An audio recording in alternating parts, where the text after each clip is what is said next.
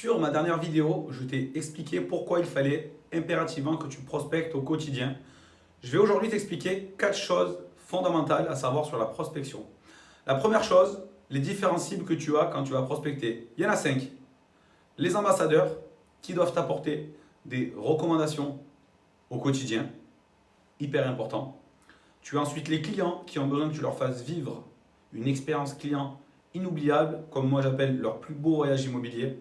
Tu as ensuite les prospects chauds à qui tu dois montrer ton professionnalisme afin qu'ils te fassent confiance et te signent un mandat exclusif de vente. Tu as ensuite les prospects froids à qui tu dois prouver qu'ils peuvent avoir confiance en toi et ensuite s'engager. Tu as les suspects vis-à-vis desquels tu dois simplement augmenter ta notoriété.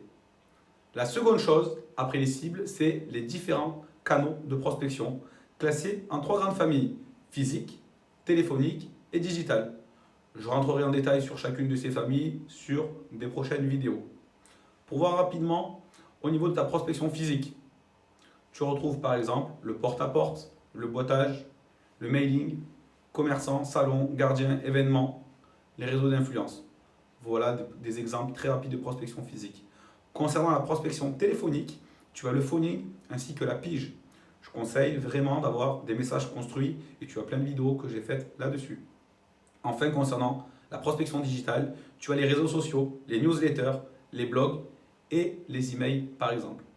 L'efficacité de ces différents moyens de prospection est différente et les écarts peuvent varier de 1 pour 2500 à 1 pour 10. Je suis à titre personnel un adepte de la prospection multicanale, c'est-à-dire de faire chacune de ces choses-là. La troisième chose qui est importante sur ta prospection, c'est le temps à y accorder. Tout dépend de l'objectif fixé que tu t'es donné. Ce que je conseille pour un débutant, c'est de faire 75%, de passer 75% de son temps à prospecter. Si tu es un conseiller avec une certaine expérience, 2-3 ans d'ancienneté par exemple, 10 heures par semaine, 2 heures tous les jours, du lundi au vendredi par exemple. Et si tu es un conseiller expert chevronné, 8 heures par semaine. Donc je te conseille de sortir 4 jours, 2 heures pour faire cette prospection. Le quatrième point, c'est le potentiel de ton secteur. C'est primordial. Tu dois analyser le potentiel de ton secteur avec les indicatifs suivants: le nombre de boîtes aux lettres, le nombre de logements privés, le taux de rotation et encore mieux les DIA que tu demanderas directement au service urbanisme de ta commune. Et ensuite, analyser ton potentiel en tant que conseiller en y ajoutant tout simplement les honoraires moyens sur le secteur, le chiffre d'affaires potentiel du marché et la part de marché que tu veux te fixer. C'est relativement simple. Sur ton territoire de prospection, tu dois être incontournable.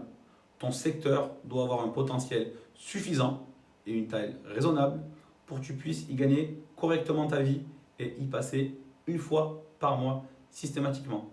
Tu dois mettre en place une stratégie de prospection, y avoir un état d'esprit fort et positif, de la motivation et faire preuve de persistance et de résilience. Quoi qu'il en soit, pense bien aux 3 choses suivantes. Il y a certainement à 2 km autour de toi une personne, au moins une personne, qui cherche à vendre son bien et une autre qui cherchera à le vendre la semaine prochaine, le mois prochain, dans 2 mois. Ton job, c'est simplement de trouver ces personnes. Deuxième chose, chaque non que tu vas avoir en prospection te rapproche d'un oui. C'est très simple. Prospecter est un processus simple, mais pas facile. Il n'existe aucune option qui puisse remplacer la prospection. À chaque fois que tu parles à une personne, 3 opportunités s'offriront à toi. La première, tu vas pouvoir travailler avec cette personne dans le mois qui vient. Prospect chaud, il devient client à court terme. Très bien. Cette personne peut te faire des recommandations. Cette personne peut être ajoutée à tes cercles d'influence dans le cadre de prospection future. Et le dernier cas de figure, cette personne n'a pas de projet à court terme, n'a pas de projet à long terme, ne connaît personne, c'est pas grave. Tu as engagé un dialogue avec une personne. Donc voilà, ces données sur la prospection physique, vraiment à prendre en compte dans ton activité.